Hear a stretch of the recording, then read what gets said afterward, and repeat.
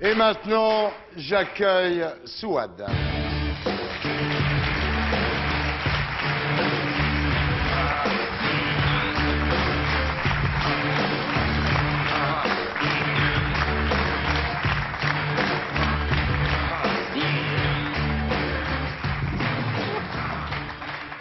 Souad, bonsoir. Bonsoir. Vous êtes ici pour un livre que vous avez écrit avec Marie-Thérèse Cuny et qui est publié chez O Éditions. C'est numéro 1 des ventes en ce moment. Tout le monde en parle et c'est pour ça que vous êtes à Tout le monde en parle.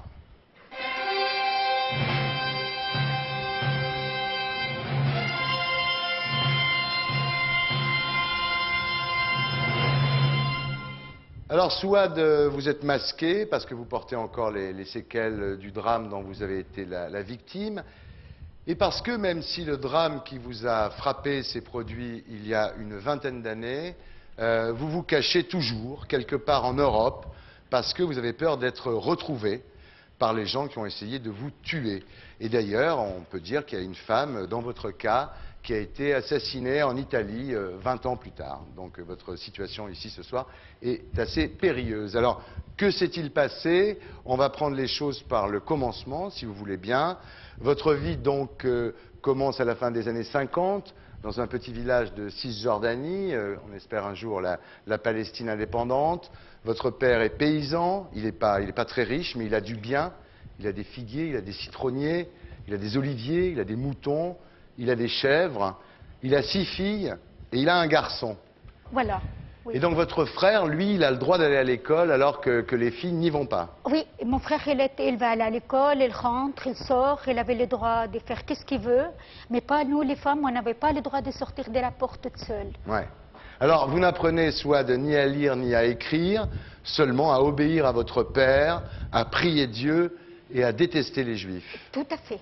Dès votre plus jeune âge, on vous apprend, votre père dit les Juifs sont des cochons et vous êtes obligé de ne pas les aimer. Absolument. Il n'y a pas longtemps, j'ai commencé, c'est grâce à Marie-Thérèse Cuny, elle m'a dit, tu sais, les Juifs, c'est les gens comme toi, comme moi, tu dois les aimer. Puis le jour, je suis passée devant une boucherie juive et j'ai acheté la viande. Et c'était la première fois et j'ai trouvé la viande, elle était excellente comme d'autres. La viande cachère. Voilà, oui. Alors vous ne sortez jamais de chez vous, donc Souad, quand vous êtes enfant, quand vous sortez, vous marchez vite, la tête baissée, en évitant le regard des hommes. Hein. On n'a pas le droit de garder ni à gauche ni à droite, sinon on l'appelle une fille charmouta, ça veut dire... Prostituée de charmouta, voilà, oui, voilà, c'est voilà, ça. c'est Oui, ça. oui. Je ne sais pas le dire les mots, mais ça, Ouais, ça veut dire ouais, que c'est ça. ouais. On marche tout droit, toujours. On sort toujours avec la plus grande de la famille, toujours. Ouais. Voilà. Alors vous commencez à travailler à l'âge de 8 ans, vous êtes pieds nus, hein, vous gardez des moutons, vous allez traire des chèvres, vous faites la cuisine, vous faites le ménage. Et quand ça ne va pas, quand il y a un problème, par exemple quand les moutons rentrent tout seuls, votre père vous bat. Mais bien sûr, alors pour commencer, ma mère elle est mariée à 14 ans, mon père elle en avait 38. Et puis, on avait les moutons. À chaque fois, on faisait une petite faute. Ça suffit, une fois, j'ai brûlé les fourneaux par erreur, malheureusement. Mais mon père, il essayait carrément m'étouffer. Et puis, nous attacher. Puis, on a passé la nuit avec les moutons, avec les vaches. Ma mère aussi, avec nous. Votre père vous donnait des coups de ceinture aussi quand ça n'allait pas, non? Ah oui, on était tapés, mais comme c'est pas permis. Une femme là-bas, c'est rien du tout. Je parle de ma famille, je parle de mon village. Je ne sais pas qu'est-ce qui se passe ailleurs. Mais une femme ici, en chien, vous la ramenez chez les vétérinaires, vous les promenez pour prendre l'air et tout. Mais les femmes là-bas, elle est soumise. Elle est plus que soumise. Alors vous assistez soit à des scènes extrêmement violentes. Hein.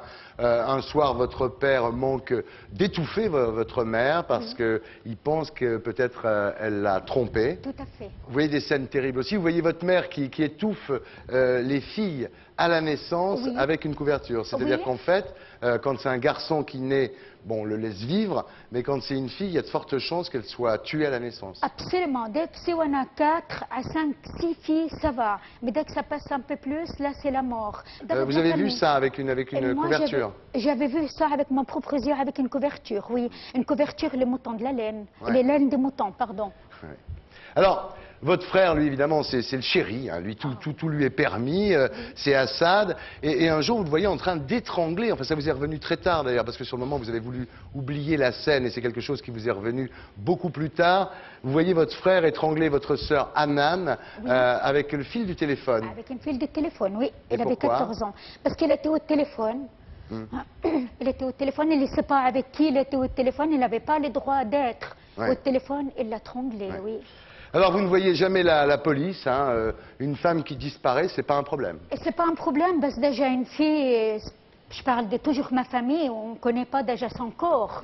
On ne sait pas qu'est-ce que c'est que la police, on ne sait pas qu'est-ce que c'est qu'enfuir, on ne sait pas... Ouais.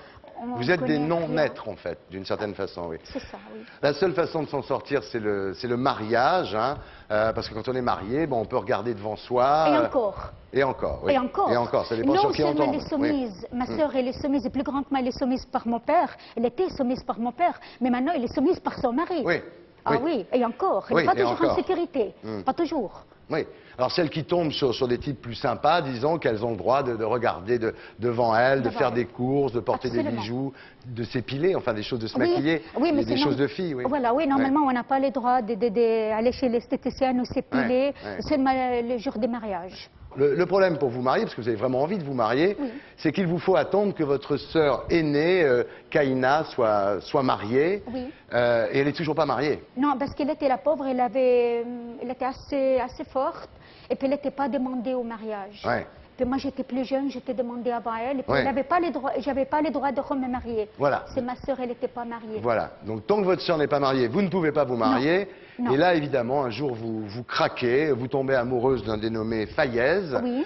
Lui, il n'est pas paysan. Lui, il travaille en ville, il travaille dans un bureau. Hein. Oui, très élégant, très bien. On était très, très amoureux. Ouais. Il avait une voiture, en plus. Il avait une voiture, en plus, c'était mon voisin. Une voiture à 4 places. Une voiture à 4 places, oui. J'ai encore la mémoire, elle est bonne. Et alors, vous essayez de l'attirer, ce Fayez. Vous mettez votre pull-over rouge, votre plus beau pull-over, pour qu'il vous regarde. Oui. Et lui, il vous aborde un jour, il commence à parler avec vous, et il dit qu'il a discuté avec votre père. Hein. Il dit, moi j'ai vu ton père, il n'y a pas de problème, on va se marier, t'en fais pas, tu peux venir avec moi, il n'y a pas de souci. Oui, c'est juste. Il vous a raconté ça. Alors, premier baiser, évidemment, ensuite vous faites l'amour pour la première fois. Oui. Et puis vous vous retrouvez enceinte. Et je me suis trouvée enceinte, oui. Puis je donnais rendez-vous avec mon ami, il n'est pas venu. Oui, c'est-à-dire qu'au début, quand vous tombez enceinte, vous vous dites, il va revenir, on va se marier, ça va être formidable. Donc pendant plusieurs jours, vous le guettez, vous êtes sur la terrasse de chez vous, vous regardez s'il vient. Mais bien sûr. Il ne vient pas. Non, il n'est pas revenu. Parce qu'il avait peur, je ne sais pas pour quelle raison. Alors là, il y a votre ventre qui commence à grossir. Vous vous acharnez sur votre ventre à coups de pierre. Vous essayez de, le coup de pierre, oui, perdre cet enfant. Oui, j'en ai pris moi-même le gros pierre tapé sur mon ventre pour faire descendre les bébés. Parce que ma mère, elle est venue vers moi et elle m'a dit, toi, tu es enceinte. Bien entendu, je n'arrivais pas à lui dire oui. Elle voyait les taches brunes sur le nez, les taches brunes sur le bout des seins. Et puis, le bébé, il n'est pas descendu, malheureusement. Le bébé est resté. Et le bébé est resté. Oui. Donc votre ventre grossit de plus en plus. Et un soir, vous entendez Hussein, votre beau-frère, proposer à votre mère de vous tuer. Parce que mon papa et ma maman, il a proposé de me tuer carrément. Oui, j'ai attendu quand j'étais dans la pièce. Et puis j'ai demandé à ma tante, la sœur de ma maman, elle va me protéger. Il faut que tu m'aides. Elle m'a dit d'accord. Elle m'a donné la main, comme je donne une main à un enfant d'1 année. Puis une fois que j'arrive devant la porte de chez moi, j'essayais de reculer en arrière, elle m'a poussée. Et puis là, dès que je rentre à la maison, je savais que c'était le dernier jour de ma vie. Et là, vous comprenez, Souad, que vous allez être victime de ce qu'on appelle un crime d'honneur. Un crime d'honneur. Vous êtes devenue une charmouta. Une charmouta, pour la famille, pour les villages, Oui. Vous avez déshonoré votre famille. Et si vous n'êtes pas tué, les gens du village rejetteront la faute sur votre famille. Absolument. Alors, là-bas, ce qu'on appelle, nous, un crime d'honneur, c'est pas un crime. Hein. Pour eux, c'est normal. Hein. Pour eux, c'est tout à fait normal parce qu'on vit là-dedans. On est né là-dedans. Alors, ce qu'il faut dire simplement à nos amis téléspectateurs, c'est que ce n'est pas une coutume qui est propre à la religion musulmane. Hein. Elle est aussi appliquée par les chrétiens du Moyen-Orient. C'est en fait une coutume tribale, pré-islamique, qui date d'avant le prophète et qui existe aussi dans des pays comme le Bangladesh et le Brésil. Voilà. Alors, un matin, La maison est vide, vos parents sont partis? Ah oui, ils sont deux quittés le village. Ouais. Et vous, vous êtes accroupi dans la cour en train de faire la lessive? Je rentre faire la lessive, alors mon papa et ma maman ils sont partis, puis je rentre faire la lessive, puis mon beau-frère il est arrivé, puis il me fait, tu sais, je vais t'aider. Et Ouais. moi je l'ai cru, j'ai dit d'accord. Quand il vous dit je vais m'occuper de toi, Oui. il plaisante un peu, il est sympathique. Il était très sympathique. Ça il vous était très rassure, oui. gentil. Ah, mais j'étais assurée, ben, j'étais très jeune. Je dis, ah, ben, c'est gentil, il va m'aider. Et puis tout ce que je sentais, il avait mes naissances sur les cheveux. Oui, vous sentez un liquide froid Voilà, sur la tête? je sentais le liquide froid sur la tête. Et je sais pas, c'est avec une braise, avec une allumette, je sais pas. Tout ce que je sais, que j'avais le feu sur ma tête. Je commençais à courir dans les jardins en tapant mes mains sur mes cheveux. Et puis je sentais les bébés, ils bougent à l'intérieur de mon ventre. Et puis c'est là, les voisins, ils ont éteint les feux avec l'eau, les couvertures. Oui, que vous sautez un petit muret, vous vous Oui. retrouvez dans la rue. Oui, tout à Et puis fait. il y a deux Oui. voisines qui vous emmènent à la fontaine et qui Absolument. Oui. essayent d'éteindre le feu. Le feu. Parce que Oui. vous êtes en feu à ce Oui, moment-là. j'étais en feu ce Complètement. moment-là. Ouais. Complètement, j'étais brûlée au 3e degré. Vous voulez mourir à ce moment-là. Et ce moment-là, je voulais mourir, oui. Alors vous vous réveillez à l'hôpital. On vous enlève votre enfant qui était né miraculeusement dans un état de demi-conscience. Et on vous soigne à peine en fait. Les médecins ne s'occupent pas tellement de vous. Non, On pense très que mal. vous allez mourir. Très très mal, ils me prenaient par les cheveux, ils me mettaient dans la baignoire pour me les laver, ils me soulevaient par les cheveux. Ouais. Ils me soignaient très très mal. Ouais. Donc vous êtes brûlé au 3e degré, Oui. vous avez eu le menton là, qui Collé. s'est collé à la poitrine, Oui, toutes peut-être ces chairs 3 mois, oui. sont brûlées. Oui. Et alors là, votre mère vient vous voir.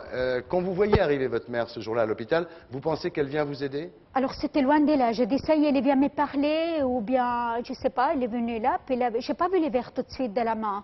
Parce que j'arrivais pas à tourner la tête, ni à gauche, ni à droite, ben, j'étais collée. Ouais. Et puis c'est là, il m'a dit, tiens, tu veux boire ça, comme ça, ton frère, il va pas avoir les dangers. Et j'étais prête à boire cette verre de poison pour pas que mon frère, il aura de mal. Ouais. Ben, c'était le seul garçon de la famille. Ouais. Alors pour nous, c'était quelque chose. Et pourquoi vous l'avez pas bu ce verre de poison? Alors c'est grâce à mon médecin. Il est rentré au bon moment, c'est le message de bon Dieu. Cet médecin, il est venu, et puis il a pris les verres de poison, et je n'ai plus vu ma mère. Ouais. Donc vous restez dans cet hôpital, Oui. et la chance pour vous, Souad, s'appelle Jacqueline Thibault. Tout à fait. Elle travaille pour la Croix-Rouge dans Oui. l'humanitaire au Moyen-Orient. Oui. Et elle se met en tête de vous sauver, de vous Absolument. arracher à votre sort. Tout à fait, il est venu vers moi, Ouais. et puis il me fait, je vais t'aider, puis il m'a mis la main sur le genou, Oui. et je l'ai regardé, j'ai dit d'accord. Et grâce à Jacqueline Thibault, et grâce à une fondation en Suisse, je suis vivante aujourd'hui, mon fils et moi. Alors, à ce moment-là, Jacqueline va voir vos parents parce que pour vous Oui. sortir du pays, il y a besoin d'une autorisation Bien sûr. de vos parents. Elle va les voir, elle leur dit de toute façon, puisqu'elle est condamnée, vu qu'elle va mourir, autant qu'elle aille mourir ailleurs. Et grâce à ce stratagème, finalement, elle arrive à vous arracher à cet hôpital. Elle vous emmène d'abord à Bethléem et ensuite en Europe. Absolument. Et elle sauve aussi Marwan, Oui, votre enfant. mon fils, oui, il a 25 ans maintenant. Ouais. Vous arrivez en Suisse, les opérations commencent, vous avez 24 opérations. J'ai eu 27 opérations. J'ai resté 9 mois à l'hôpital en Suisse. 27 opérations, les greffes, opérations, cette opération. Mais 27 opérations, mais j'étais très contente parce que j'étais bien soignée. Ouais. Les gens, ils étaient très gentils avec moi, le docteur, l'infirmière. Ouais. J'étais très contente. Mais les blessures les plus graves sont évidemment à l'intérieur. Vous avez beaucoup de mal à vous reconstruire, Absolument. évidemment, suite Oui. à ce drame. Oui. Vous êtes incapable d'élever votre fils Marwan. Non. Et vous le confiez à une famille d'accueil pour qu'il soit élevé normalement, dirons-nous. Tout à fait, oui, parce que je ne pouvais pas, j'avais pas de la force de m'occuper de lui. Et puis là, je l'ai adopté à cette famille d'accueil. Et puis en 20 ans, on s'est vu 3 fois. Alors à un moment, vous rencontrez un autre homme qui s'appelle Antonio. Oui, Lui ne veut pas se marier, vous voulez vous marier, Oui. vous finissez par l'épouser. absolument. Et c'est assez beau, vous avez 2 petites filles, Oui, j'ai deux Laetitia et petites Nadia. filles. Oui, 14 Avec et Antonio. 15 ans. Oui, avec Antonio. Mais la dépression vous guette quand même, vous êtes très complexé par les cicatrices qui couvrent Oui. votre corps. Vous n'osez pas vous mettre en maillot de bain. Bien sûr que non. Ouais. Ni en manche court, ni en décolleté, ni en jupe légère. Je ne peux pas aller à la piscine. Et ça, c'est assez pénible. Oui. Je ne dois pas dire que c'est toujours gai. Et un jour, vous faites soit d'une tentative de suicide, vous n'en pouvez plus. Oui, j'ai essayé de me suicider et puis j'ai dit non, je n'ai pas le droit parce qu'il y a mes filles là. Ils ont besoin de moi. Ouais. Oui, je voulais me suicider parce qu'à un moment donné, c'était très lourd. Ouais. Encore maintenant, parfois, c'est très très lourd. J'imagine. Donc là, vous subissez une thérapie pour vous en sortir Oui. psychologiquement, Oui, peut-être dirons-nous. 3 ans. Mais vous souffrez toujours, évidemment, c'est normal, Encore maintenant. d'angoisse terrible. C'est-à-dire Oui. que, par exemple, si vous voyez une bougie, vous ne pouvez pas. Ah oui, impossible. Je Ouais. ne peux pas allumer une bougie, je ne peux pas allumer... J'ai eu l'occasion, j'ai acheté une maison, je voulais mettre les plaques au gaz, mais je n'ai pas voulu. J'ai dit à mon mari, je ne veux pas. Mais impossible de toucher un briquet de la main. Ouais. Je n'arrive pas. Ouais. Mais mes filles non plus, je ne veux pas. Ouais. C'est plus fort que moi, je n'arrive pas. Alors aujourd'hui, je dirais ça va pas mal, quoi. Votre famille est réunie, vous avez Oui. retrouvé Marouane, qui finalement Tout à est venu fait. habiter avec vous. Vous avez donc 3 enfants. Oui. Vous avez un métier, vous êtes secrétaire, travaille. vous travaillez, Je vous travaille, oui. gagnez votre vie. Et vous décidez à ce moment-là de témoigner pour que toutes les victimes des crimes d'honneur soient reconnues et que les gens qui commettent ces crimes d'honneur ne soient plus des héros, mais ce qui sont vraiment des assassins. Absolument. J'ai fait ce clip, c'est mon but qu'il va... pour sauver les autres filles, parce qu'il y en a maintenant, encore aujourd'hui et demain. Ouais. Ils sont brûlés, étouffés, étranglés ou torturés. Ouais. La mort n'a pas voulu de vous. 2 fois de suite. C'est un signe. C'est pour ça que vous êtes là. C'est pour ça que je suis là. Ouais. Vous diriez quoi, Souad, à votre mère, si elle était en face de vous, là, maintenant? Vous savez, autrefois, j'ai haï, c'est ma mère. Mais finalement, maintenant, je dis, mais c'est pas sa faute.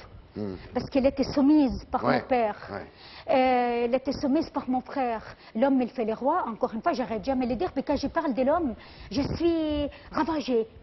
Je suis ravagée parce qu'il n'a pas les droits. Pourquoi lui, il a le droit de tout faire? S'habiller, s'amuser, sortir, rentrer. Mais pourquoi pas nous les femmes? C'est pas la faute de ma mère. Si, actuellement, j'étais en Cisjordanie, je ferais la même chose que ma mère, elle l'a fait. Ouais. Parce qu'on est né là-dedans. Ouais. C'est tout à fait normal. Alors maintenant, je vais absolument... Je ne veux pas dire pardon à ma mère. Ça, c'est clair.